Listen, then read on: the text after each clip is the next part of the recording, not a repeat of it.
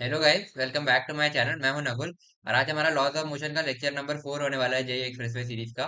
तो जो लोग इस चैनल पे नए हैं उनको मैं बता देता हूँ कि इस सीरीज में हम जीरो टू एडवांस लेवल तक पूरी जेई की थ्योरी करने वाले हैं, फिजिक्स की। उसके अलावा हम इरडोव के जितने भी रेलेवेंट सवाल हैं वो भी हम साथ साथ इसमें ले रहे हैं, ताकि तुम्हारी एडवांस लेवल पर एक अच्छी प्रैक्टिस हो जाए। बिना कोई टाइम वेस्ट किए शुरू करते हैं वीडियो को यार। तो यार लास्ट के कुछ वीडियोस में हमने फ्रिक्शन की सारी थ्योरी डिस्कस कर ली थी। तो उसमें कुछ और अच्छी प्रॉब्लम्स है। तो बेसिकली उसमें कुछ और कॉन्सेप्ट भी है, तो वो साथ साथ अब हम देखेंगे। तो कुछ प्रॉब्लम्स करते हैं, तो तुम पहला क्वेश्चन नोट कर सकते हो। A block is lying on rough horizontal surface. A block is lying on a rough horizontal surface. Rough horizontal surface. Coefficient of friction is mu.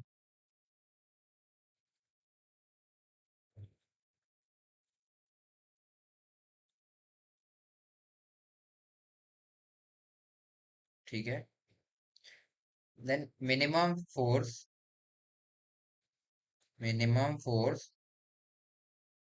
Required to move this block क्या हो। ठीक है। तो basically इस तरीके से एक rough horizontal surface है। इसका फ्रिक्शन कोएफिशिएंट है म्यू। म्यू एस म्यू के दोनों म्यू ही हैं। और इस पर एक ऐसे एम मास का ब्लॉक रखा है, तो अब इस पे कितनी मिनिमम फोर्स हमें लगानी पड़ेगी ताकि हम इस ब्लॉक को यहाँ से मूव करा पाए। ठीक है। तो अब देखो, सबसे पहले डाउट ये आना चाहिए कि देखो फोर्स जो हमें इसमें लगानी है, तो बेसिकली फोर्स कैसे, मतलब क्योंकि फोर्स का डायरेक्शन भी हमें magnitude as well as direction दोनों को समझना पड़ेगा। तो वैसे कई लोग ये कहेंगे कि फोर्स सीधे सीधे ऐसे लगा दो, इस डायरेक्शन हॉरिजॉन्टली। बट क्या उसी केस में मिनिमम फोर्स रिक्वायर्ड होगी, या किसी और एंगल पर अगर हम लगाएंगे, सपोज थीटा एंगल पर लगा दी, तो इस केस में मिनिमम रिक्वायर्ड होगी, या वर्टिकली लगाएंगे तो मिनिमम रिक्वायर्ड होगी। तो ये डाउट आ सकता है, तो एक बार तुम सोच के बताओ ऐसा हम किस डायरेक्शन में फोर्स लगाएं। तो बेसिकली इस चीज को तुम जज नहीं कर सकते किस डायरेक्शन में लगाएं, तुम्हें बेसिकली मिनिमम मैग्नीट्यूड का फोर्स चाहिए, और उसके लिए जो भी डायरेक्शन हो वो हमें चलेगा। ठीक है। तो बेसिकली हम फिर अगर कुछ नहीं पता तो ऐसे में हम एक जनरल थीटा एंगल पर मान लेंगे। अगर ये थीटा 0 आ गया तो मतलब है हॉरिजॉन्टल लग जाएगी। अगर ये थीटा 90 आ गया तो बेसिकली वर्टिकली लग जाएगी। और अगर कुछ और एंगल आया तो उस एंगल पर लगेगी। तो इस तरीके से हम जनरल एक थीटा एंगल पर फोर्स मानेंगे। तो ये हमें सबसे पहली चीज इसमें ध्यान रखनी है। तो सपोज हमने कुछ एफ फोर्स लगाई at an angle theta. Okay. अब इस बॉडी के बची हुई फोर्सेस हम लोग बना देते हैं, इसमें फ्री बॉडी डायग्राम से कंप्लीट करते हैं। तो इस पर एक तो इसका वेट लग रहा होगा mg। बहुत बढ़िया। एक इस पर नॉर्मल लग रहा होगा ऐसे। ये हो गया। ठीक है। अब इस एफ को जरा मैं हॉरिजॉन्टल और वर्टिकल डायरेक्शन में रिजॉल्व कर लेता हूँ, तो इधर हो जाएगा तुम्हारा F cos theta. Vertical direction में तुम्हारा हो जाएगा एफ साइन थीटा। ठीक है। अब क्योंकि सरफेस रफ है ना, और एफ कॉस थीटा की फोर्स इधर लग रही है, तो फ्रिक्शन बेसिकली इसको रोकने की कोशिश करेगा। तो एक चीज यहाँ पे लगेगा फ्रिक्शन। ठीक है। तो इतनी टोटल फोर्सेस होंगी। अब ये कह रहा है minimum force required to move this block. तो इसको मूव कराने के लिए बेसिकली जब ये क्रिटिकल इक्विलिब्रियम में होगा, वही वाली केस में हमें कैपिटल एफ की वैल्यू बतानी है ना। क्योंकि उससे जस्ट थोड़ा सा भी ज्यादा होगा तो ये मूव कर जाएगा। तो अगर ये जस्ट मूव कराना है तो हम ऐसा कह सकते हैं कि एफ कॉस थीटा जो है तुम्हारा, वो फ्रिक्शन के बराबर हो जाए। और वाई डायरेक्शन में normal plus F sine theta तुम्हारा एम जी के बराबर रहेगा ही। ठीक है। ये हो गया। अब बेसिकली ये फ्रिक्शन को मैं जब ये मूव जस्ट मूव कराना, मतलब फ्रिक्शन अपने स्टैटिक मैक्सिमम वैल्यू पर लग रहा होगा, है ना। क्योंकि उसके बाद तो फिर मूव कर ही जाएगा ना। एफ कॉस थीटा की वैल्यू थोड़ी सी और ज्यादा हुई। हाँ, तो एफ कॉस थीटा की वैल्यू थोड़ी सी और ज्यादा हुई, तो ये मूव कर ही जाएगा, है ना। तो बेसिकली ये जो है फ्रिक्शन अपनी मैक्सिमम पूरी ताकत लगा देगा। तो फ्रिक्शन लगेगा तुम्हारा म्यू इंटू नॉर्मल। ठीक है। ये हो गया। अब यहां से तुम लिख सकते हो, ये एक तुम्हारे पास दो इक्वेशन आ गई, है ना। तो बेसिकली हमें नॉर्मल को एलिमिनेट करना पड़ेगा, है ना, क्योंकि हमें एफ की वैल्यू चाहिए। तो एक मिनट में इसको लिख देता हूँ जरा। एफ कॉस थीटा तुम्हारा म्यू नॉर्मल के बराबर आ गया। और यहां से तुम लिख सकते हो कि ठीक है, normal plus F sine theta M G के बराबर आ गया। ठीक है। तो नॉर्मल को हमें बेसिकली एलिमिनेट करना है। तो नॉर्मल की वैल्यू में F cos theta upon mu लिख देता हूँ यहाँ से इस इक्वेशन से। तो मैं नॉर्मल को लिख दूंगा F cos theta upon mu plus F sine theta is equal to कितना हो जाएगा तुम्हारा एम जी, है ना। तो अगर मैं यहाँ से एफ की वैल्यू लिखूं तो पहले तो मैं म्यू से पूरी इक्वेशन को मल्टीप्लाई कर दूं, तो ये हो जाएगा F cos theta plus mu F sine theta is equal to mu M G. ठीक है, ये बेसिकली म्यू से पूरी इक्वेशन को मल्टीप्लाई किया है।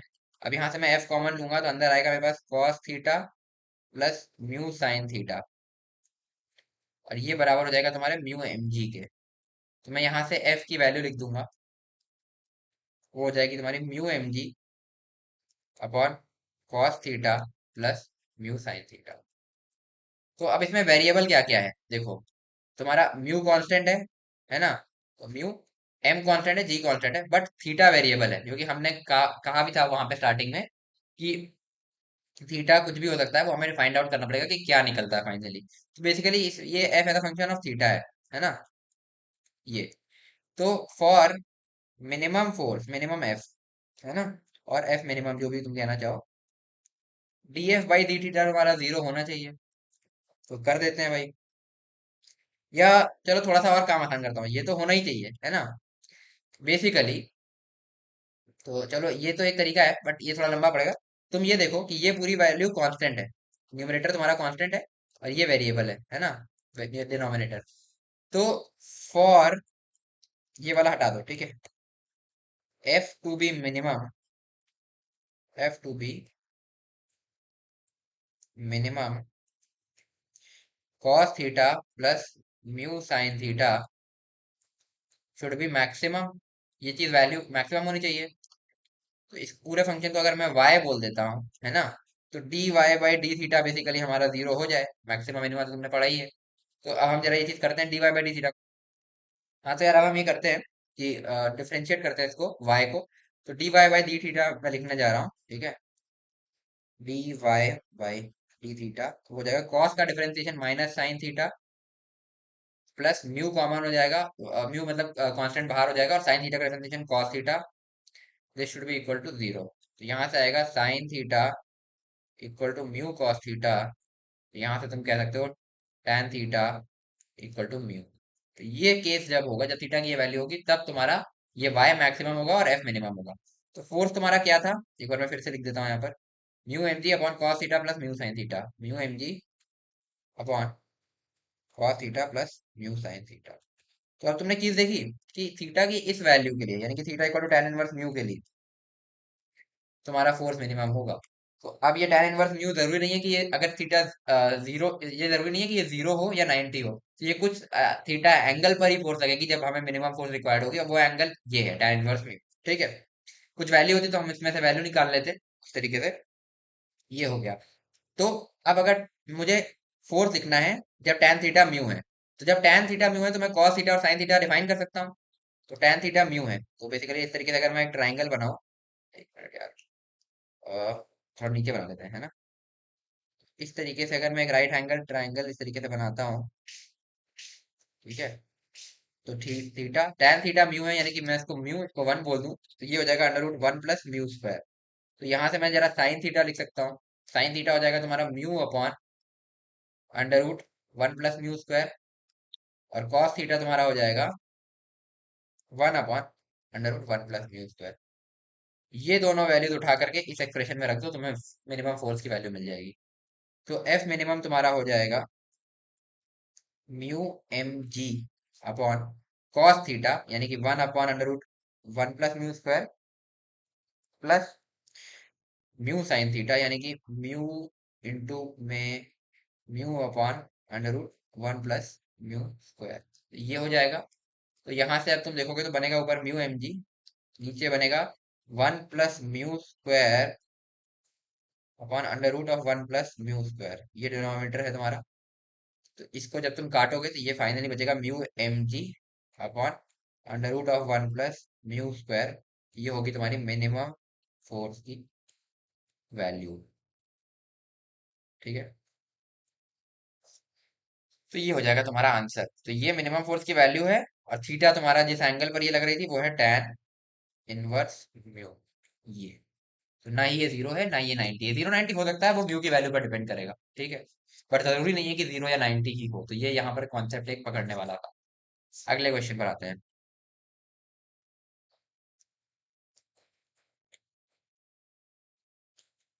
तो नेक्स्ट क्वेश्चन है तुम्हारा, अ block is lying on a rough surface,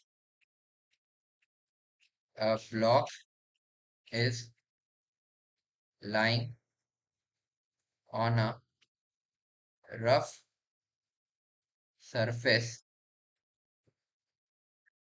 inclined at an angle beta, inclined at an angle beta। हाँ, तो हम लिख रहे थे, a block is lying on a rough surface inclined at an angle beta with horizontal, the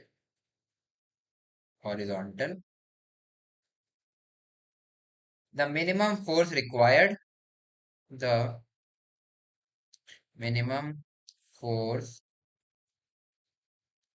required to move this block upward, to move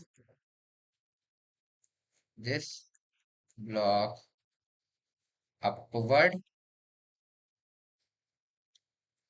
parallel to inclined plane क्या होगी, ठीक है। तो बेसिकली इस तरीके का एक रफ इंक्लाइंड प्लेन है which is incline at an angle beta, जिसका म्यू तुम्हें दिया है म्यू, ठीक है।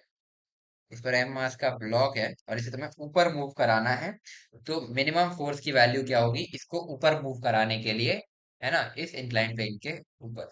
तो अब फिर वही डाउट होगा कि फोर्स या तो ऐसे, ऐसे या कुछ जनरल। तो हम बेसिकली वही जनरल एंगल, थीटा एंगल पर फोर्स लगाएंगे इससे, है ना। तो उससे क्या होगा कि वही फिर से जो है क्या कहते हैं, तुम उस तरीके से जनरली निकालोगे, वो थीटा 0 आ गया तो मतलब ये इंक्लाइन प्लेन के पैरेलल है, थीटा 90 आ गया तो यानी कि इंक्लाइन प्लेन के परपेंडिकुलर है, और कुछ और आया तो वैसे देखा जाएगा। तो बेसिकली जो तुम्हारी फोर्स लगेगी वो कुछ इस तरीके से, एफ जो है कुछ ऐसे एंगल ऑफ थीटा पर इस तरीके से लगेगी, ठीक है। अब इसके लिए तुम पूरी एनालिसिस करोगे जैसे हमने पिछले क्वेश्चन में करी थी। तो ये क्वेश्चन में तुम्हें होमवर्क दे रहा हूँ, एक बार खुद से ट्राई करो, मेरे ख्याल से अब हो जाना चाहिए पिछले क्वेश्चन जैसा ही है, बस थोड़ा सा कैलकुलेशन ज्यादा है क्योंकि इंक्लाइन प्लेन आ गया है तो फोर्सेस थोड़ी सी और कॉम्पोनेंट वगैरह तुम्हें लेने पड़ेंगे। तो ये क्वेश्चन तुम्हारा होमवर्क है, इसको हम नेक्स्ट क्लास में डिस्कस करेंगे, और अगर उससे पहले तुम्हारा ये हो जाता है तो तुम्हें कमेंट सेक्शन में इसका आंसर कमेंट कर देना। तो ठीक है, आगे बढ़ते हैं। सिंपल क्वेश्चन है ये, ठीक है, आगे बढ़ते हैं।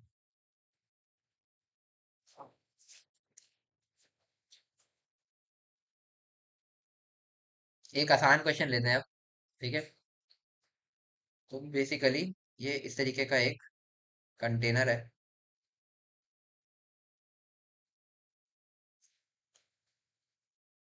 ठीक है। और ये सरफेस पर रखा है कुछ, और इसमें एक ऐसे स्फेरिकल बॉल रखी है। तो थोड़ा सा अच्छे से बना देता हूँ, इस तरीके की, जो कि इन दोनों सरफेस से जस्ट कांटेक्ट में, एम मास की बॉल है, ठीक है। अब लैंग्वेज लिखते हैं, ये कांटेक्ट में है, ठीक है। अब इसमें लिखते हैं, अ box is lying on a smooth horizontal surface, box is lying on a smooth horizontal surface, a sphere is lying on one corner of box, a sphere is lying on one corner of box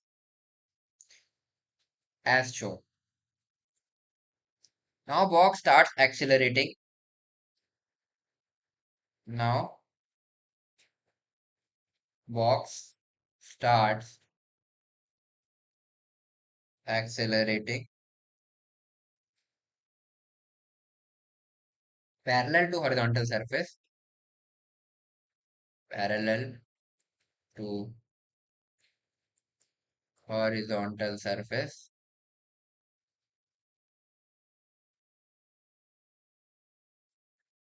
with acceleration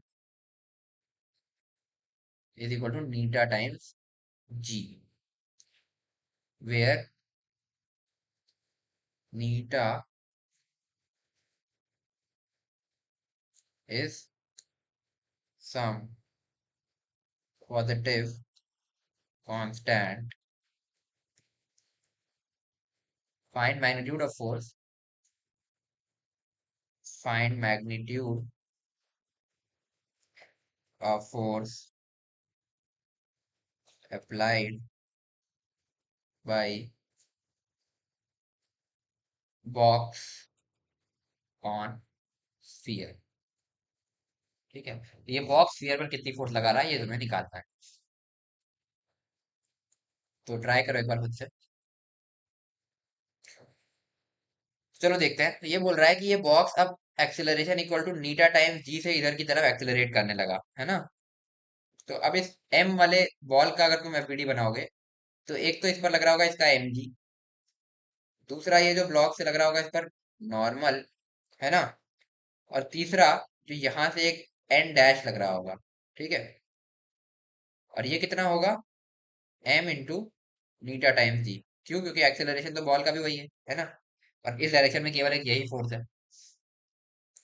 तो basically, है ना, जो surface ने block पर force, जो surface ने ball पर forces लगाई है इनमें से वो ये वाली और ये वाली है। तो बेसिकली कौन कौन सी, एक ये नॉर्मल लगेगी इस तरीके से, और एक इस तरीके से ये एन डैश लगेगी, और एन डैश की वैल्यू हम लोग लिख सकते हैं एम इंटू नीटा टाइम्स जी, और नॉर्मल की वैल्यू हो जाएगी एम जी के बराबर, क्योंकि ये दोनों बैलेंस आउट होने चाहिए। तो नॉर्मल तुम्हारा एम जी हो जाएगा, है ना। ठीक है, अब इस केस में फ्रिक्शन भी हो सकता था, बट फ्रिक्शन यहाँ पर है नहीं क्योंकि लिखा हुआ है स्मूथ हॉरिजॉन्टल सरफेस। ठीक है, तो बस यही दोनों फोर्सेस हैं। तो जो सरफेस ब्लॉक पर फोर्स लगा रहा होगा वो इन दोनों का रिजल्टेंट हो जाएगा, उसको मैं कुछ एफ बार बोल दे रहा हूँ। हमें एफ बार का मॉड पूछा है, तो वो क्या होगा, एफ बार का मॉड होगा under root of N square plus N dash का स्क्वायर। ठीक है, ये हो जाएगा under root of M G का स्क्वायर प्लस नीटा टाइम्स एम जी का स्क्वायर। यहाँ से एम जी का कॉमन निकाल करके हम रूट के बाहर निकाल लेंगे तो अंदर बचेगा under root of one plus नीटा स्क्वायर। ये हो जाएगा एफ का मॉड, जो कि तुम्हारा इस क्वेश्चन का आंसर हो जाएगा।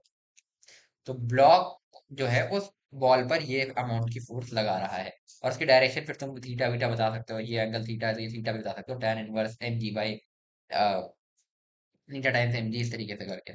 ठीक, तो ये एक सिंपल सा आसान सा क्वेश्चन था। आगे बढ़ते हैं। अब जो क्वेश्चन हम करने वाले हैं इसमें भी एक नया कॉन्सेप्ट तुम लोग सीखोगे, थोड़ा लेंदी क्वेश्चन है। बेसिकली क्वेश्चन क्या है, पूरा कॉन्सेप्ट है, तीन चार पार्ट में है। तो बढ़िया क्वेश्चन है, रिवीजन के लिए भी तुम्हारे ये एकदम बढ़िया काम आएगा। तो इस क्वेश्चन को नोट करते हैं। तो शुरू करते हैं, एक मिनट। हाँ तो यार एक फिगर है इस क्वेश्चन में, इसको पहले ड्रॉ कर लो। इस तरीके का एक इंक्लाइंड प्लेन गिवन है, ठीक है, और ये सरफेस कुछ रफ है। ठीक है, इसका इंक्लाइंड प्लेन का एंगल बीटा है। इस पर एक ब्लॉक रखा है ऐसा, ठीक है, एम मास का ब्लॉक है, और इसका कोएफिशिएंट ऑफ फ्रिक्शन म्यू। ठीक है, इतनी इंफॉर्मेशन है। और बीटा जो है वो थीटा रिपोज से ज्यादा है। रिपोज, एंगल ऑफ रिपोज हमने पिछली क्लास में बात की थी, वो एंगल जिस पर ये जस्ट स्लाइडिंग चालू करेगा उससे ज्यादा ही है, मतलब ये नीचे स्लाइड कर ही रहा होगा कुल मिलाकर के, ये कहना चाह रहा है यहाँ पर। अब इसकी लैंग्वेज लिखते हैं, a block of mass small M. चलो यहाँ नीचे लिखता हूँ, a block of mass small M is lying on a rough inclined surface, is lying on a rough inclined surface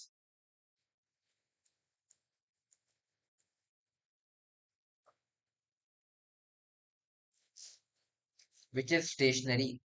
तो ये एक वेज है बेसिकली इस तरीके का। ठीक है, इसको पूरा कंप्लीट भी कर लो इस तरीके से, है ना। Which is a stationary wedge, which is a stationary wedge. ठीक, The angle beta is such that the angle beta is such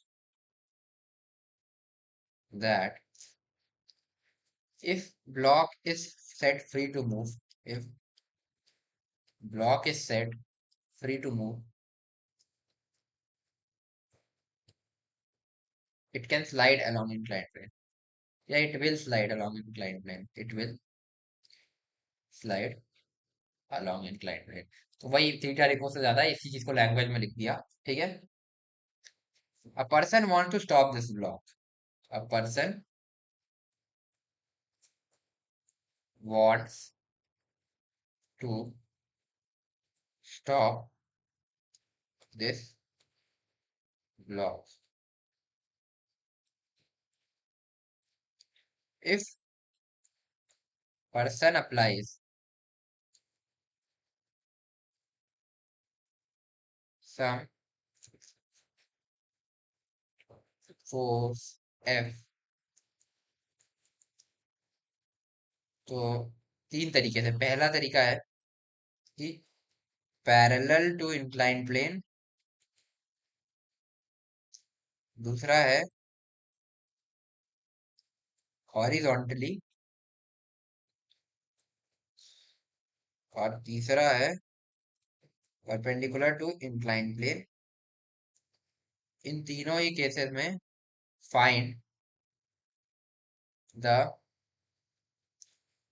possible values of F in all three cases. तो वो कितनी फोर्स लगाए, या कितनी फोर्स वो लगा सकता है, अलग अलग केस में अलग अलग एनालिसिस करना पड़ेगा, तीनों केसेस में बताना होगा। सबसे पहला क्वेश्चन, तो यार सबसे पहला क्वेश्चन तो इसमें ये आना चाहिए कि ये पॉसिबल वैल्यूज क्यों बोल रहा है। क्या हम एक से ज्यादा वैल्यू, जैसे कुछ मतलब अलग अलग वैल्यूज की एक रेंज ऑफ फोर्स लगा सकते हैं क्या, या फिर कोई एक पर्टिकुलर वैल्यू ही लगा सकते हैं, ये चीज अपने को देखनी पड़ेगी। तो हम किसी एक केस से स्टार्टिंग करते हैं, चलो पैरेलल टू इंक्लाइंड प्लेन वाले से ही चालू करते हैं। ठीक है, वो देखते हैं। आओ पहले एफबीडी बनाना चालू करते हैं, तो यहाँ से ही चालू कर देता हूँ। ठीक है, इस तरीके से हम पहले पहला केस डिस्कस कर रहे हैं, पैरेलल टू इंक्लाइन प्लेन वाला। ठीक है, तो इस तरीके से तुम्हारा इंक्लाइन प्लेन था, और इस पर तुम्हारा इस तरीके से ब्लॉक रखा था। ठीक है, एक मिनट यार, थोड़ा सा अच्छे से बन जाए।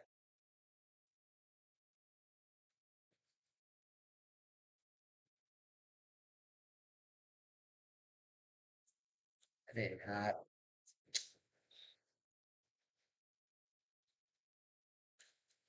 छोड़ो, ऐसे ही बना देते हैं। ये इस तरीके से ब्लॉक रखा था। ठीक है, तो और ये एंगल तुम्हें बीटा गिवन है। तो अब इस पर क्या क्या फोर्सेस लग रही होंगी। एक तो इसका एमजी लग रहा होगा, है ना। इसमें व्हाइट कलर से दिखाता हूँ, एमजी लग रहा होगा, है ना। इस एमजी के मैं पहले कंपोनेंट्स ले लूं, और इस दोनों डायरेक्शन में ये हो जाएगा एमजी कॉस बीटा। ठीक, दूसरा हो जाएगा तुम्हारा एमजी साइन बीटा। ठीक है, अब ठीक है, ये हो गया। तो ये, इसके अलावा इसमें और क्या फोर्स लग रही होगी, एक इसमें नॉर्मल लग रहा होगा, ये हो गया नॉर्मल। ठीक है, अब अभी तो ये फ्री है, बट अब हम इस पे फोर्स लगाएंगे, फिर उस हिसाब से फ्रिक्शन को देखेंगे। ठीक है, क्योंकि ये सरफेस भी रफ है, इसका म्यू कोएफिशिएंट था। तो अब जो हमारी एफ फोर्स है ना, ठीक है, उसको बेसिकली जब हम लगाना चालू करेंगे, तो देखो ऐसे लगा सकते हैं क्या हम फोर्स, है। ऐसे हम तब लगा सकते हैं, मतलब ऐसे हम नहीं लगा सकते, क्योंकि ये ऑलरेडी बोला हुआ है कि beta greater than theta repose है ना। ठीक है, यानी कि ये पहले से स्लाइडिंग कंडीशन में है। अगर हम कोई भी फोर्स नहीं लगाएंगे तो फ्रिक्शन इस डायरेक्शन में लगेगा, बट वो फ्रिक्शन इतना सफिशिएंट नहीं है कि वो इस ब्लॉक को रोक के रख सके। तो ब्लॉक नीचे की तरफ तब भी स्लाइड करेगा। तो अगर हम इस, फ्रिक्शन पहले ही सफिशिएंट नहीं है इसको रोकने में, फिर हम एक फोर्स और ऐड कर दें, तो फ्रिक्शन कतई नहीं रोक पाएगा। तो फिर ब्लॉक रोक तो सकता नहीं, हमें ब्लॉक को रोकना है। तो एक चीज तो क्लियर हो गई कि फोर्स ऐसे नहीं लग सकती, फोर्स इस डायरेक्शन में ही लगेगी। ठीक है, तो अब उस फोर्स को हम लोग पहले इसमें दिखा लेते हैं डायग्राम में। सपोज इस तरीके से डायरेक्शन में हमने फोर्स लगाई एफ, है ना। हाँ, तो यार मैं ये कह रहा था कि इस फोर्स को मिनिमम कितना होना चाहिए कि इस ब्लॉक को रोक दे, है ना। तो मिनिमम के केस में यही होना चाहिए कि बेचारा फ्रिक्शन जो था, अगर मैं फ्री फॉल करा रहा था, मतलब इसको फ्रीली छोड़ रहा था, तो फ्रिक्शन ऐसे लग रहा था, है ना। तो फ्रिक्शन जो था वो बेचारा रोक नहीं पा रहा था, मतलब फ्रिक्शन जो था पहले वो कम था mg साइन बीटा के। तो मिनिमम एफ को मैं इतना लगा दूं कि एफ और कैपिटल एफ मिल करके mg साइन बीटा के बराबर हो जाए, मिनिमम। ठीक है, अगर ये चीज हो जाएगी तो ये रुक जाएगा। बट सपोज, अब मैं एग्जांपल एक ऐसे ले रहा हूँ, ठीक है, हाइपोथेटिकल एग्जांपल, ये वैल्यूज नहीं है। सपोज ये वैल्यू 10 थी और तुम्हारा फ्रिक्शन अकेले 8 न्यूटन लग पा रहा था। एक मिनट दूसरे कलर से दिखा लेता हूँ, फिर बाद में हटा दूंगा इसको। 10 थी, फ्रिक्शन 8 लग पा रहा था, तो मिनिमम तुमने 2 लगा दिया एफ को, कैपिटल एफ को, तो इस केस में बैलेंस हो गया, ये रुक जाएगा। बट अगर तुम कैपिटल एफ को 3 कर दो, 2 के बजाय 2 हटा करके 3 कर दो, तो तुम्हारा ये फ्रिक्शन 7 हो जाएगा, मैक्सिमम से कम लगने लगेगा। ठीक है, तुम इसको 4 करोगे तो ये फ्रिक्शन तुम्हारा 6 हो जाएगा, ऐसे होता जाएगा ना। तो ये फ्रिक्शन की वैल्यू घटती जाएगी, लेकिन एफ की वैल्यू, तो एफ को तुम 2 भी लगा सकते हो, 3 भी लगा सकते हो, 4 भी लगा सकते हो। और ऐसे करते करते अगर तुम एफ को 10 लगा दो तो तुम्हारा फ्रिक्शन खत्म हो जाएगा। ठीक है, चलो, अब 10 से बढ़ाता हूँ, 11 कर दूंगा, तो अब तुम्हारे पास नेट फोर्स इस ऊपर की डायरेक्शन में आ गई। ठीक है, तुम्हारी नेट फोर्स अब इस डायरेक्शन में है, 11 - 10 इधर की तरफ 1 न्यूटन की नेट फोर्स आ गई। तो अब ये फिर इधर ऊपर चलने को ट्राई करेगा, लेकिन फ्रिक्शन तो मोशन को अपोज करता है। तो अब ये फ्रिक्शन क्या होगा ना, कि ये यहाँ से हट करके, ये जो तुम्हारा फ्रिक्शन है, ये यहाँ से हट करके इस तरीके से उल्टा लगना चालू हो जाएगा। तुमने इसको 11 किया तो फ्रिक्शन यहाँ पर एक का और लग जाएगा, और अब ये फिर ब्लॉक रुक जाएगा। इसको तुमने 12 किया, ये रुक जाएगा। ठीक है, ऐसे करते करते तुम इसकी मैक्सिमम वैल्यू कितनी तक ले जा सकते हो। सपोज फ्रिक्शन की मैक्सिमम वैल्यू थी तुम्हारी 8, जो हमने पहले ऊपर एग्जांपल में लिया था ना, कि 8। अगर 8 थी तो तुम इसको 8 तक ले जा सकते हो, तो तुम्हारा कैपिटल एफ 18 तक चला जाएगा, है ना। बट अब 18 से ऊपर लोगे 19, तो फ्रिक्शन और mg साइन बीटा मिल करके भी एफ को बैलेंस नहीं कर पाएंगे और ब्लॉक ऊपर चलने लग जाएगा। तो बेसिकली एफ की एक रेंज आ गई, कैपिटल एफ तुम्हारा 2 से लेकर के 18 के बीच में कुछ भी हो सकता है। तो बेसिकली यहाँ से तुम्हें एक चीज तो समझ में आ गई कि एफ जो है वो बिलोंग करेगा एफ मिनिमम से एफ मैक्सिमम तक। मतलब एक मिनिमम वैल्यू होगी, एक मैक्सिमम वैल्यू होगी, और इन दोनों वैल्यूज के बीच में जितनी भी वैल्यूज हैं, उस अमाउंट की फोर्स को तुम इस पर लगा सकते हो, इसलिए जो फोर्स होगी वो एक रेंज होगी। ठीक है, तो अब हम दोनों केसेस एफ मिनिमम निकाल लें, एफ मैक्सिमम लगा लें, तो हमारा आंसर आ जाएगा। तो फॉर एफ मिनिमम हम देखेंगे, एफ मिनिमम के लिए हमने क्या केस बोला था। अब हम फिर से इसको लिखते हैं। एफ मिनिमम के लिए हमने बोला था कि सपोज ये इंक्लाइन प्लेन है, इस पर ये तुम्हारा एम मास का ब्लॉक रखा है। अब मैं एम जी के सीधे कंपोनेंट्स के फॉर्म में दिखा रहा हूँ, जो मैंने ऊपर दिखाया था। ये हो गया तुम्हारा एम जी कॉस बीटा, ये हो गया तुम्हारा एम जी साइन बीटा। ठीक है, ये हो गया तुम्हारा नॉर्मल। ठीक है, ये फोर्सेस तो हो ही गए। फिर मिनिमम के लिए हमने क्या बोला था कि फ्रिक्शन और कैपिटल एफ, तो ये कैपिटल एफ और ये फ्रिक्शन, ये दोनों मिल करके mg साइन बीटा को बैलेंस कर दें तो हमारा काम हो जाएगा। तो इतनी मिनिमम फोर्स तो अपने को चाहिए ही चाहिए, अदरवाइज ब्लॉक नीचे की तरफ सरक जाएगा। तो ठीक है, तो हम अब यहाँ पर इक्वेशन लिखते हैं। हाँ, तो यार पहले पैरेलल डायरेक्शन में इक्वेशन लिखते हैं, तो हम लिखेंगे capital F plus small F would be equal to mg sine beta, और अगर वर्टिकल डायरेक्शन में लिखें तो नॉर्मल तुम्हारा हो जाएगा mg कॉस बीटा के बराबर। ठीक है, ये हो गया। और अब इस इक्वेशन को लाओ, तो F प्लस फ्रिक्शन, क्योंकि अपनी मैक्सिमम वैल्यू पर लग रहा है, ठीक है, तब ये मिनिमम का हम केस ले रहे हैं। तो फ्रिक्शन की वैल्यू कितनी हो जाएगी, बेसिकली एफ एस मैक्स लिखना चाहिए था मेरे को यहाँ पे। ठीक है, तो ये हो जाएगी mu normal is equal to M ji sine beta, है ना। तो F प्लस नॉर्मल की वैल्यू यहाँ से रख दो, सेकंड इक्वेशन से, इसको इक्वेशन 1 बोल दे रहा हूँ, इसको 2 बोल दे रहा हूँ। सेकंड इक्वेशन से नॉर्मल की वैल्यू रखोगे तो म्यू के अंदर लिखोगे एम जी कॉस बीटा, ये तुम्हारा एम जी साइन बीटा के बराबर हो जाए। ठीक है, तो एफ मिनिमम की तुम्हारी जो वैल्यू आएगी वो आएगी एम जी sine beta minus mu cos beta. ठीक है,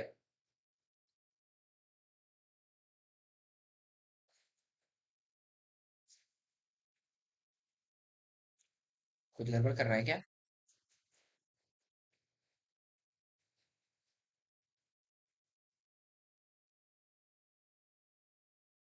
हाँ, ठीक है। हाँ ठीक है, एकदम सही है ये। तो ये हो गया तुम्हारा एफ मिनिमम की वैल्यू। ठीक है, ये हमने निकाल ली। अब for F maximum, for F maximum क्या बनेगा केस हमारा, वो हम देखते हैं। तो बेसिकली ये हो गया तुम्हारा इंक्लाइन प्लेन, इसका एंगल है इससे बीटा, इस पर ये ब्लॉक रखा है एम मास का, फिर सारी फोर्सेस दिखा रहा है, एम जी कॉस बीटा, एम जी साइन बीटा, नॉर्मल, ये हमने एफ लगाया। मैक्सिमम केस में क्या था कि फ्रिक्शन अपनी पूरी ताकत लगा दे, ये एफ बढ़ाते गए बढ़ाते गए बढ़ाते गए, इतना कर दिया कि अब फ्रिक्शन अपनी पूरी ताकत जो है एम जी साइन बीटा के साथ मिल करके एफ को बैलेंस करने में लगा रहा है, तो एफ एस मैक्स।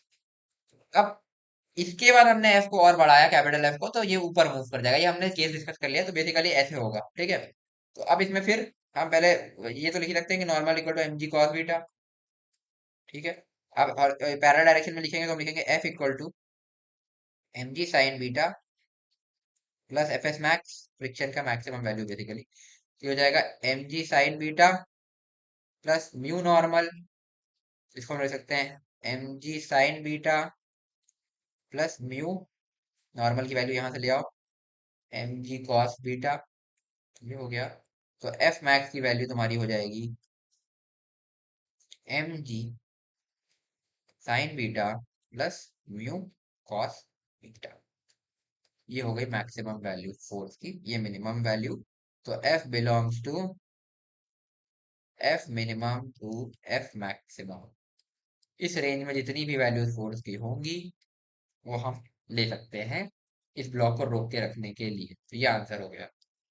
तो फर्स्ट पार्ट हमारा कंप्लीट होता है। तो हमने ये वाला पार्ट पैरेलल इंक्लाइंड प्लेन देख लिया, अब हॉरिजॉन्टली वाले पर आता है। ठीक है, हॉरिजॉन्टली केस टू। ठीक है, सेकेंड पार्ट यहाँ पे लिख रहा हूँ, हॉरिजॉन्टली। ठीक है, इसमें क्या होगा, ये हो गया तुम्हारा क्या कहते हैं इंक्लाइंड प्लेन। अरे यार,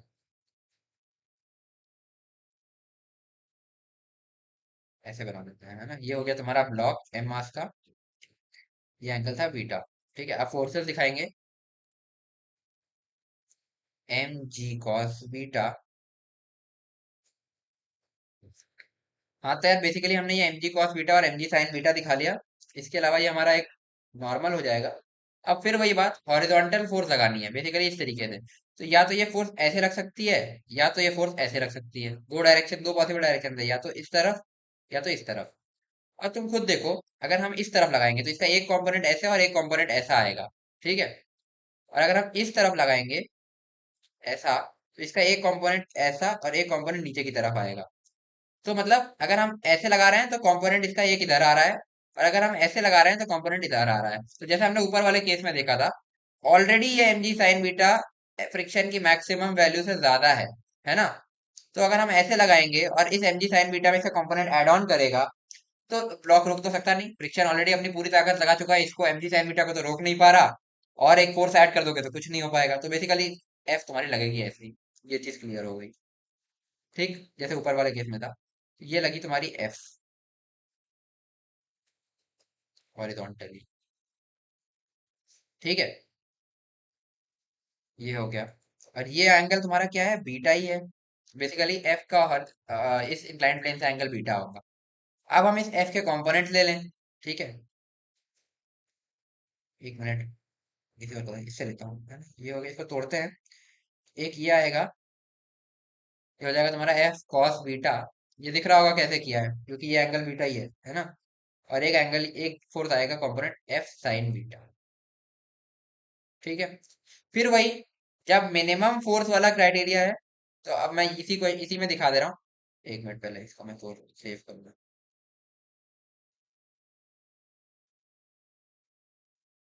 ठीक है, तो ये हो गया जब मिनिमम क्राइटेरिया है, मतलब वही, फिर इसमें भी वही होगा कि एक रेंज आएगी। पहले फ्रिक्शन एफ कॉस बीटा के साथ मिल करके एम जी साइन बीटा के बराबर होगा, ताकि जो है एक मिनिमम वैल्यू निकल सके। तो फ्रिक्शन जब ऐसे लगेगा, है ना, एफ एस मैक्सिमम वैल्यू पर लगेगा, तो एफ कॉस बीटा और F S max for F minimum हम ये बात कर रहे हैं अभी, ठीक है, फॉर मिनिमम एफ। तो एफ कॉस बीटा और एफ एस मैक्स मिलकर के एम जी साइन बीटा के बराबर होंगे। एग्जैक्टली पिछले वाले जैसा ही है। तो हम कहेंगे F cos beta plus F max, sorry F S max मिल करके तुम्हारे एम जी साइन बीटा के बराबर हो जाएंगे, ठीक है। फिर मैं इसको लिख सकता हूँ F cos beta plus mu normal तुम्हारे एम जी साइन बीटा के बराबर हो जाएंगे। ये मिनिमम के लिए चल रहा है पूरा कैलकुलेशन। ये अपने पास एक इक्वेशन आ गई। वाई डायरेक्शन में लिखोगे नॉर्मल हो जाएगा तुम्हारा F sine beta plus M जी कॉस बीटा, ठीक है। नॉर्मल तुम्हारा हो जाएगा F sine beta plus M जी कॉस बीटा।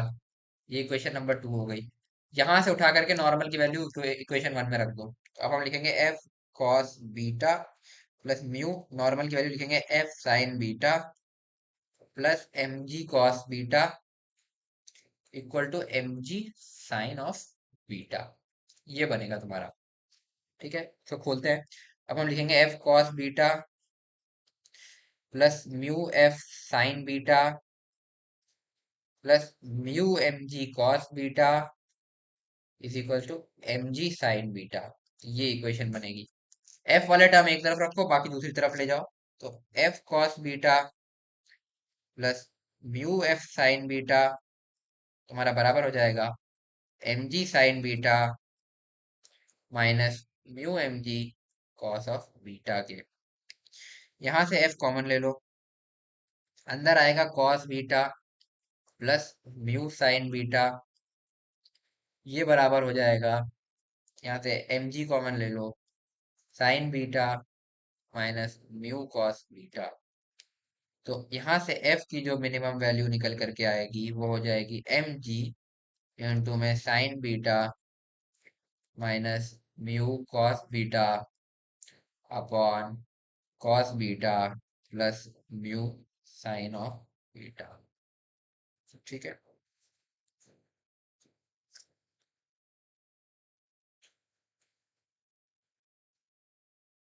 ये हो जाएगी तुम्हारी मिनिमम वैल्यू।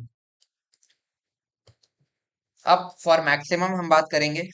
फॉर मैक्सिमम, ठीक है, फिर से वही फिगर मैं यहाँ पे ले आता हूँ। ये था अपना पूरा फिगर, ठीक है। मैक्सिमम के केस में फिर वही जैसा हमने पहले बात कर रखी है कि आप एफ कॉस बीटा को बढ़ाते गए बढ़ाते गए बढ़ाते गए, वो एमजी साइन बीटा के बराबर हुआ तो फ्रिक्शन खत्म। उससे ऊपर बढ़ाते गए तो फ्रिक्शन यहाँ से उल्टा ऐसे नीचे की तरफ लगना चालू होगा। और तब तक एफ कॉस बीटा इसको हिला नहीं पाएगा जब तक फ्रिक्शन अपनी मैक्सिमम वैल्यू तक नहीं आ जाता। तो फ्रिक्शन अपनी मैक्सिमम वैल्यू पर आ गया, फ्रिक्शन ने अपनी पूरी ताकत लगा दी, एमजी साइन बीटा तो कांस्टेंट फोर्स है ही है तो वो भी अपनी ताकत लगा रहा है। दोनों को मिलकर के एफ कॉस बीटा जब तक बैलेंस कर रहा है तब तक ब्लॉक रुका हुआ है। बट उसके ऊपर जैसे ही एफ कॉस बीटा की वैल्यू इतनी हुई कि इन दोनों को मिला करके भी ज्यादा हो गई इनसे भी, तब वो ऊपर चला जाएगा।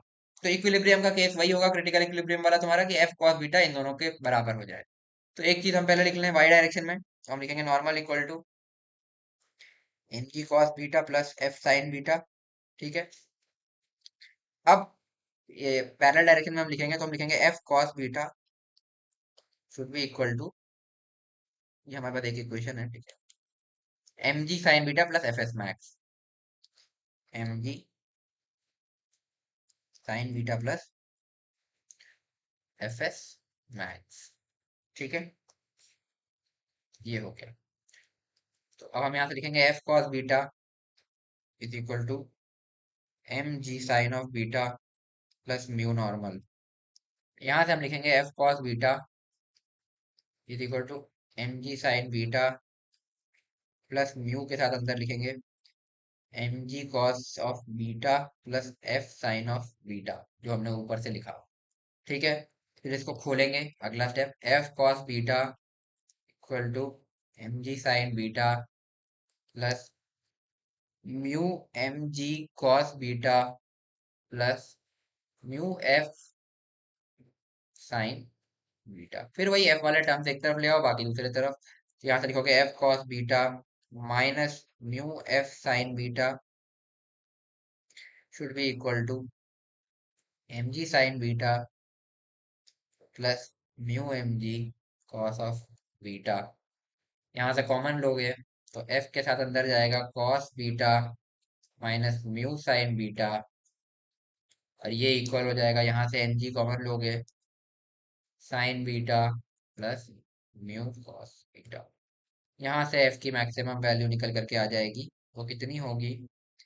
M G multiplied by sine beta, sorry, sine beta plus mu cos beta upon cos beta minus mu sine beta.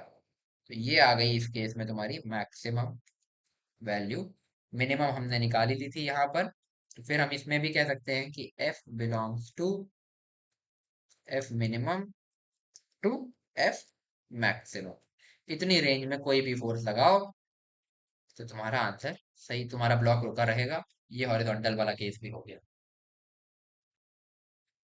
तो सही है, आगे बढ़ते हैं। एक पार्ट और बच रहा है, परपेंडिकुलर टू इंक्लाइंड प्लेन। तो आओ इसको समझते हैं। ठीक है, ये हो गया तुम्हारा इंक्लाइंड प्लेन। इस पे ब्लॉक बना दें पहले। ठीक है,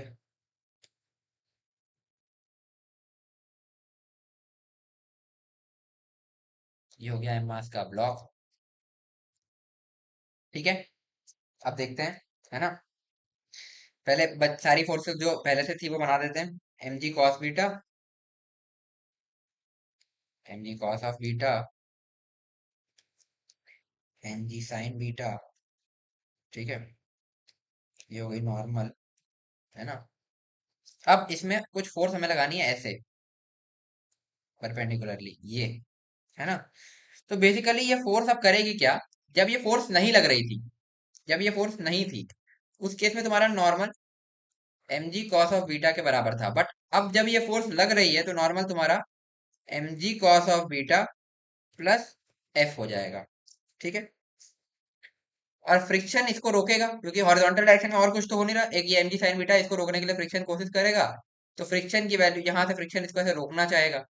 और ये तुम्हारा होता है म्यू नॉर्मल। इसकी मैक्सिमम वैल्यू, फ्रिक्शन की मैक्सिमम वैल्यू होगी तुम्हारी म्यू नॉर्मल। तो जब पहले, जब ये एफ फोर्स नहीं था, तो फ्रिक्शन की मैक्सिमम वैल्यू म्यू नॉर्मल थी, म्यू mg cos बीटा, जो कि इसको रोक नहीं पा रही थी। बट अब जब हमने एफ को लगाना चालू किया तो नॉर्मल तुम्हारा बढ़ना चालू किया, है ना। बेसिकली ये क्वेश्चन मैं यहाँ पे लिख देता हूँ कि नॉर्मल तुम्हारा अब हो जाएगा mg cos beta plus F, है ना। तो जब नॉर्मल बढ़ेगा तो म्यू नॉर्मल भी बढ़ेगा, मतलब मैक्सिमम वैल्यू ऑफ फ्रिक्शन भी बढ़ेगी।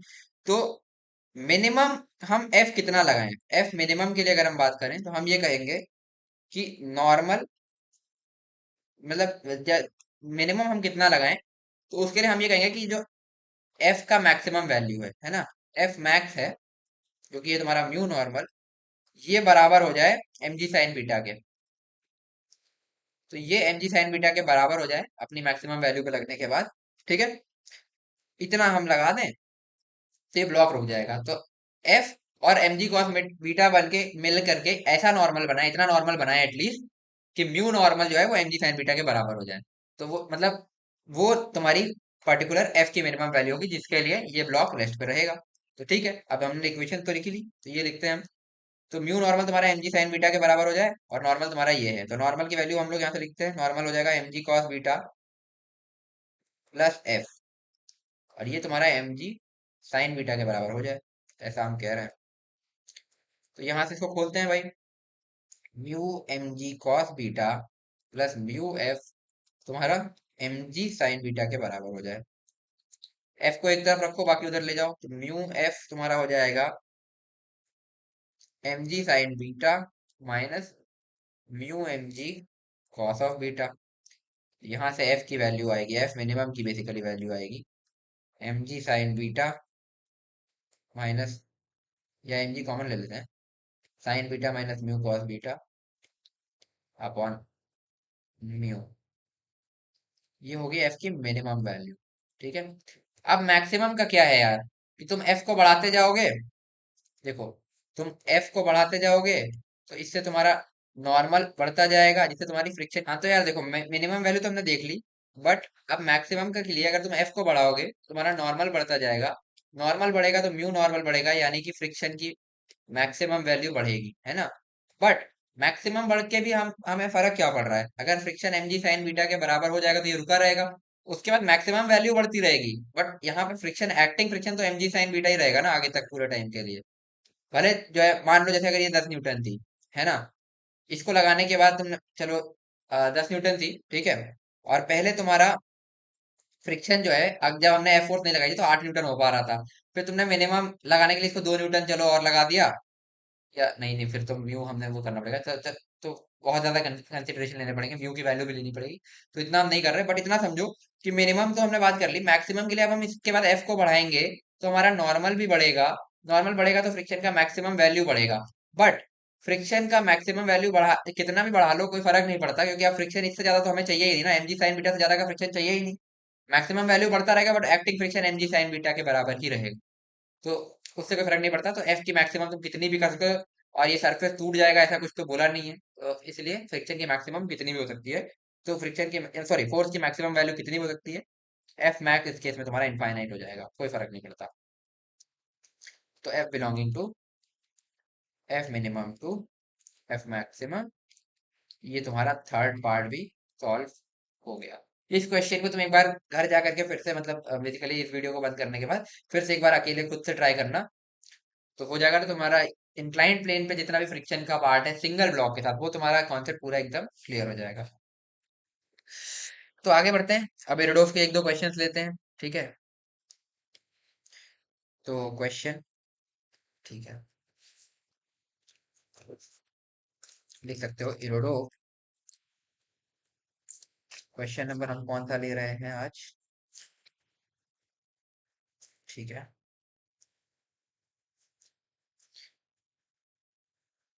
1.62 क्वेश्चन नंबर, ठीक है, मतलब फर्स्ट चैप्टर का 62nd क्वेश्चन नंबर। तो क्वेश्चन ये है तुम्हारा, a small body was launched up an inclined plane, was launched up an inclined plane set at an angle alpha, set at an angle alpha equal to 15 degrees against the horizontal, against the horizontal,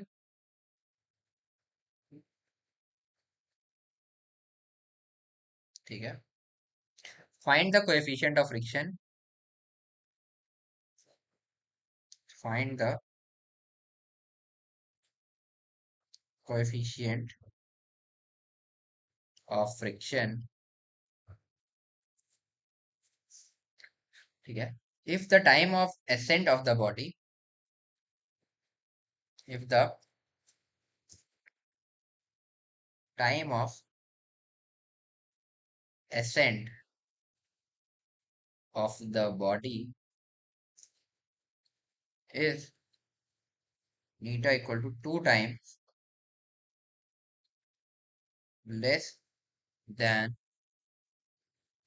the time of its basic, ठीक है, तो एक बार try करो solve करने का खुद से pause करके, फिर मैं बताता हूँ,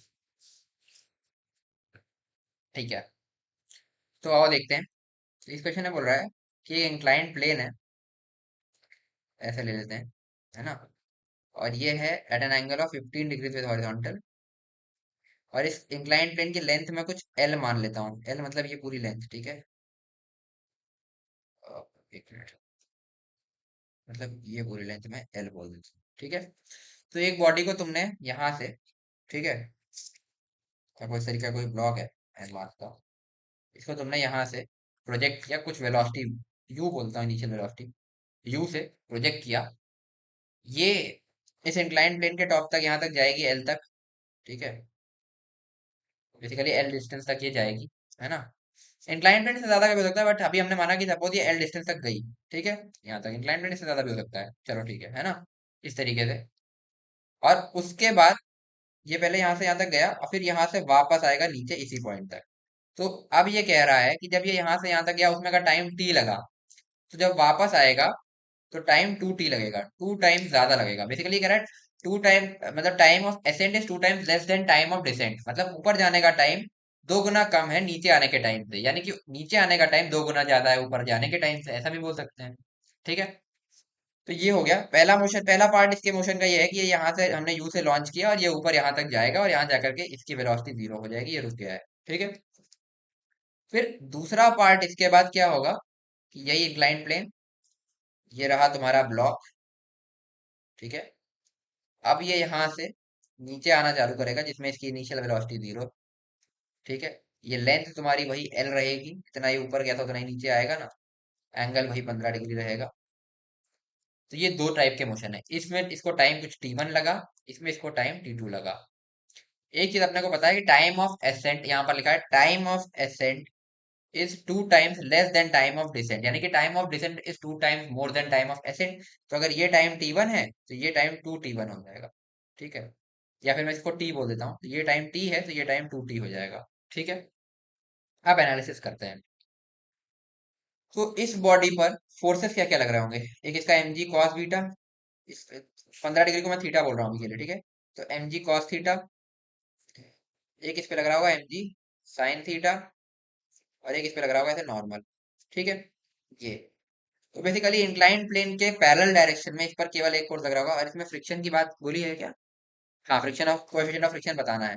और फ्रिक्शन इस पे अगर म्यू है, कोएफिशिएंट ऑफ फ्रिक्शन इसका म्यू है, तो फ्रिक्शन तुम्हारा ऐसे लग रहा होगा अपनी मैक्सिमम वैल्यू पर, फ्रिक्शन की मैक्सिमम वैल्यू पर।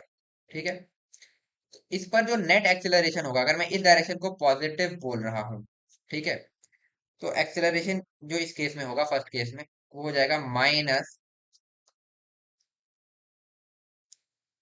M G sine beta, M जी साइन थीटा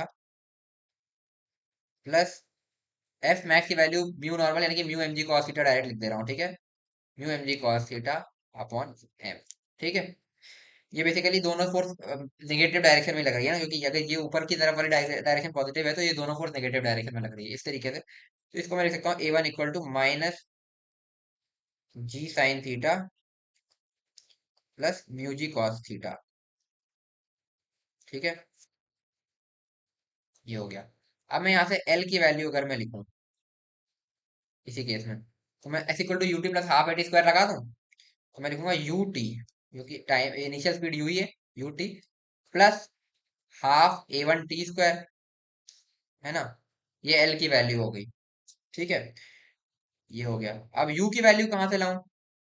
एक इक्वेशन यहाँ पे और यूज कर सकते हो कि, हाँ तो यार अब हम बात कर रहे थे कि अब ये u की वैल्यू कहाँ से लाएं, तो हम एक चीज देख सकते हैं कि फाइनल वेलोसिटी v है, ये u है और कांस्टेंट एक्सीलरेशन है, तो v equal to U plus A T लगा दें इस पे, तो हम लोग लिख सकते हैं v यानी कि 0 is equal to U plus A one T, है ना, ए वन जो एक फर्स्ट केस में एक्सीलरेशन है। तो यहाँ से मैं लिख सकता हूँ कि u equal to minus A one T. अब मैं यहाँ से l लिख दूँ, है ना, तो l हमारा हो जाएगा you T plus half A T square, you की वैल्यू रखूंगा माइनस ए वन टी, और इन टू टी करेंगे तो टी स्क्वायर ये हो जाएगा प्लस हाफ ए वन टी स्क्वायर। तो एल की वैल्यू आ जाएगी माइनस हाफ ए वन टी स्क्वायर। तो इसकी टेंशन मत करना, ये नेगेटिव नहीं है। ठीक है, अभी इसको हम आगे देखने वाले हैं। ठीक है, ये हो गया, एल की वैल्यू तुम्हारी यहाँ से आ गई। ठीक, मेरे ख्याल से दिक्कत नहीं होगी क्योंकि ए वन खुद यहाँ पे नेगेटिव हमने इस तरीके से लिया है, इस तरीके से हो जाएगा। ठीक है, तो ये इसकी टेंशन मत लो, माइनस साइन से घबराओ मत। अब हम जो बोल रहे थे, अब इस वाले केस को देखते हैं, जब ये नीचे आना चालू हुआ, इस केस में इसका एफबीडी अगर मैं बनाता हूँ, तो इस पर क्या क्या फोर्सेस हैं, ये मैं जरा फोर्स, ये वेलोसिटी दूसरे डायरेक्शन दूसरे कलर से दिखा दे रहा हूँ। u इक्वल टू 0, ठीक है, नीचे जाएगा। तो अब इस पर एक यही लगेगा M ji cos beta, M ji cos theta, basically M ji cos of theta. एक इस पर लगेगा M ji sine of theta. ठीक है, अब क्योंकि नीचे जा रहा है तो फ्रिक्शन तुम्हारा इसको अपोज करेगा, फ्रिक्शन यहाँ लगेगा और अपनी मैक्सिमम वैल्यू पर लगेगा, तो एफ मैक्स। ठीक, ये हो गया। तो इस केस में जो तुम्हारा ए टू एक्सिलरेशन होगा, कलर ये दूसरा ले लेता हूँ, ए टू एक्सिलरेशन जो होगा वो होगा एम नीचे की तरफ, है ना, हमने जैसे ऊपर की तरफ पॉजिटिव लिया था, है ना। ठीक है, तो इसमें भी वही रखते हैं, तो ये हो जाएगा तुम्हारा, या ठीक है चलो ऊपर की तरफ पॉजिटिव लिया, तो ये हो जाएगा एफ मैक्स यानी कि mu M G cos theta.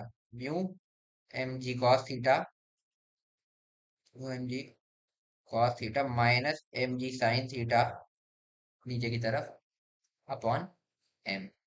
ठीक है, तो ए टू को मैं यहाँ से लिख सकता हूँ g cos theta, sorry mu g cos theta, mu g cos of theta minus g sine of theta. तो ये हो जाएगी तुम्हारी वैल्यू, ठीक है, ए टू की। अब इसमें भी s equal to u t plus half A T square लगा दूं, बट अब हम एल को, एल नहीं माइनस एल लेंगे, क्योंकि अब हम नीचे की तरफ आ रहे हैं, ऊपर की तरफ ने पॉजिटिव लिया तो नीचे की तरफ एल नेगेटिव डिस्प्लेसमेंट होगा। तो यहाँ से हम लिखेंगे minus l is equal to u t plus half A T square. तो यू इस केस में क्या है, जीरो है, ये लिखा है यहाँ पे, इनिशियल इनिशियल जीरो, क्योंकि वहां जाके जीरो पर आया फिर नीचे आना शुरू हुआ ना। तो zero plus half a two t square, ये हो गया। तो यहाँ से लिख सकते हो l equal to minus half a two t square, ये हो गया। और टी स्क्वायर नहीं, बेसिकली यहाँ पर टाइम कितना था, टी टू है। टी इसमें हमने टाइम लिखा भी था कि ये टू टी टाइम है, ठीक है, टू टी टाइम है, तो इसी का इसको हमने टी स्क्वायर के बजाय यहाँ पर टू टी का स्क्वायर लिखना चाहिए था। तो ये बन जाता इंटू फोर टी स्क्वायर, यानी कि इसको हम लिख सकते थे ऐसा, two a two t square l की वैल्यू। ठीक है, अब इन दोनों वैल्यूज को हम इक्वेट करेंगे एल की, है ना, ये दोनों सेम है, तो हम लोग यहाँ से लिख सकते हैं minus half A one T square is equal to two a two t square, two a two t square. तो यहाँ से मैं ऐसा बोल सकता हूँ कि four a two t square is equal to minus A one T square से टी स्क्वायर काट दो, तो यहाँ से मैं ऐसा कह सकता हूँ कि four a two plus A one is equal to zero. अब मैं वैल्यूज रख दूं, ए टू की वैल्यू क्या है तुम्हारी, mu g cos theta minus g sine theta, ठीक है। तो फोर इंटू में mu g cos theta minus g sine theta, यही वैल्यू है, एक बार फिर से क्रॉस चेक कर लेते हैं, mu g cos theta minus g sine theta, ठीक है। प्लस अब ए वन की वैल्यू हम लिखेंगे, तो ए वन की वैल्यू तुम्हारी क्या थी, minus g sine theta minus mu g cos theta, समझ में आया, क्योंकि ये माइनस दोनों मल्टीप्लाई होगा, minus g cos theta minus, sorry minus g sine theta minus mu g cos theta, ऐसा लिखेंगे। तो minus g sine theta minus mu g cos of theta. अब एक चीज तुम्हें दिख रही होगी इस पूरी इक्वेशन में, जी जी जी जी सब में है, काट दो, ठीक है। अब देखो थोड़ा और सिंप्लीफाई करते हैं इसको, तो हम लिखेंगे four mu cos of theta minus four sine theta is equal to sine, sorry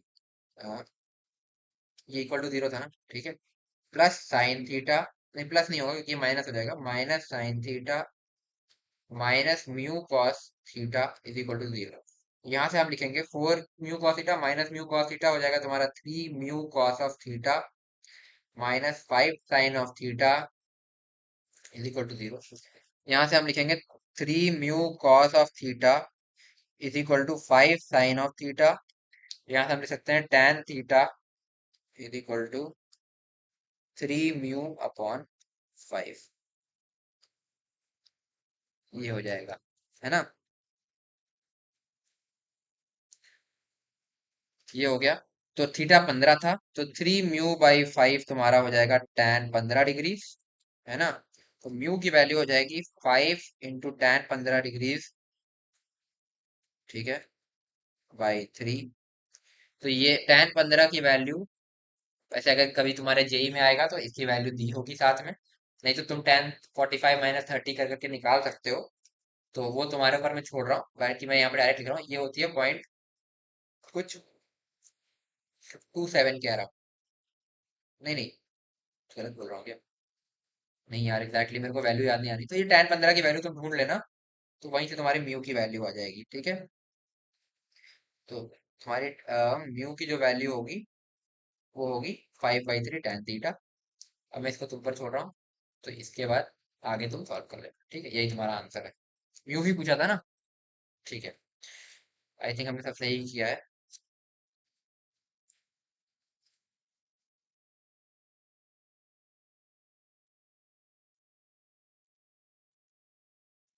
plus minus की कहीं गड़बड़ तो नहीं हो गई यार? एक बार चेक कर लेना, कहीं प्लस माइनस की गड़बड़ तो नहीं है। मेरे ख्याल से सही किया है, बट थोड़ा डाउट हो रहा है। एक बार देख लेता हूँ जो, क्योंकि इतनी ज्यादा कैलकुलेशन है ना कि कहीं प्लस माइनस की गड़बड़ हो भी सकती है। हाँ, गड़बड़ हुई है ना यार, वही मुझे लग ही रहा था। देखो यहाँ पर एक माइनस, ये माइनस होना चाहिए था, ये माइनस था तो ये भी माइनस होता, ये दोनों कट जाते, है ना? ये प्लस होता, ये प्लस होता तो ये वाला तुम्हारा माइनस होता, ये माइनस होता तो ये दोनों वैल्यूज तुम्हारी प्लस आती। और अगर ऐसा होता तो यहाँ पर 5 और यहाँ पर 3 होता, ठीक है? और यहाँ पर 5, ठीक है, यहाँ पर 5, यहाँ पर 3 होता, तो तुम्हारा 5 म्यू/3 होता ये। तो तुम्हारा म्यू जो होता वो 3/5 ये होता, ठीक है? ये थोड़ा सा वहां पर एक प्लस माइनस की मिस्टेक हो गई थी। ये तुम्हारा आंसर होगा, ठीक है? 3/5 tan 15 डिग्री। तो तुम्हारा म्यू की वैल्यू एक बार मैं फिर से लिख देता हूँ, 3/5 इंटू tan 15 डिग्री। अब tan 15 की वैल्यू तुम एक बार अपने आप से ढूंढ लेना, ठीक है? नहीं तो tan 45 - 30 करके निकाल लेना, ठीक है? तो यही है इस क्वेश्चन में। अब अगला क्वेश्चन नोट करते हैं। ये है तुम्हारा इरोडोव का क्वेश्चन नंबर 1.61, ठीक है? मतलब फर्स्ट चैप्टर का 61st क्वेश्चन। तो मैं लिख दे रहा हूँ यहाँ पर। तो क्वेश्चन है तुम्हारा, two touching bar, two touching bars 1 and 2 are placed on an inclined plane, are placed on an inclined plane,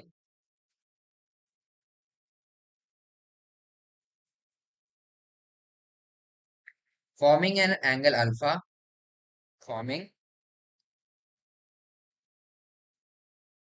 an angle alpha with the horizontal। अभी फिगर भी है इसमें, मैं वो बनाता हूँ इसके बाद। with the horizontal, the masses of the bars are, the masses of the bars are equal to m1 and m2, coefficient of friction between the, coefficient of friction between the inclined plane and these bars, inclined plane and these bars are equal to K1 and K2 respectively, are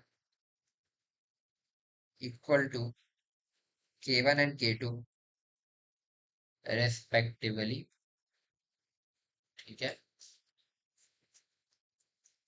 with K1 greater than K2, K1 K2 से ज्यादा है। तो find, इसमें एक दो चीजें पूछी है।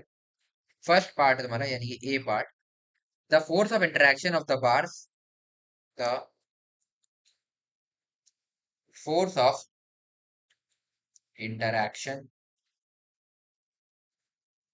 of the bars in the process of motion, in the process of motion। B part है तुम्हारा, the minimum value of the angle alpha, the minimum value of the angle alpha at which the bars start sliding down, at which the bars start sliding down, ठीक है? ये दो part है basically इस तरीके का। एक इसमें फिगर गिवन है, इसमें तुम्हारा एक है 1, एक है 2, और ये एंगल अल्फा है, और इसी पर ये सारा काम हो रहा है। तो ये इसमें दो तीन पार्ट्स हैं और ये पूरी लैंग्वेज है। तो यार आज की क्लास वैसे भी काफी लंबी हो चुकी है, तो इस क्वेश्चन को मैं होमवर्क दे रहा हूँ, इस क्वेश्चन को तुम अपने आप से ट्राई करना, जितनी तुमने अब तक नॉलेज इसमें, मतलब जितना मैंने अभी तक पढ़ाया है उस नॉलेज से इजीली हो जाएगा। बाकी अगर इसमें डाउट रहेगा तो हम अगली क्लास में डिस्कस करेंगे। ठीक है। तो अगर तुम्हारा आंसर आ जाए तो तुम कमेंट करके बता सकते हो कि डन, या फिर तुम ऐसा कह सकते हो आंसर आ चुका है, या आंसर तुम कमेंट में लिख भी सकते हो। ठीक है। तो आई होप जितना आज तुम्हें पढ़ाया तुम्हें समझ में आया होगा और इसमें कोई भी डाउट नहीं होगा। वीडियो अगर तुम्हें पसंद आई हो और तुम्हें थोड़ी भी हेल्पफुल लगी हो तो तुम वीडियो को लाइक जरूर करना, जितना हो सके अपने दोस्तों के साथ शेयर करो, और अगर तुमने अभी तक चैनल को सब्सक्राइब नहीं किया तो सब्सक्राइब कर लो।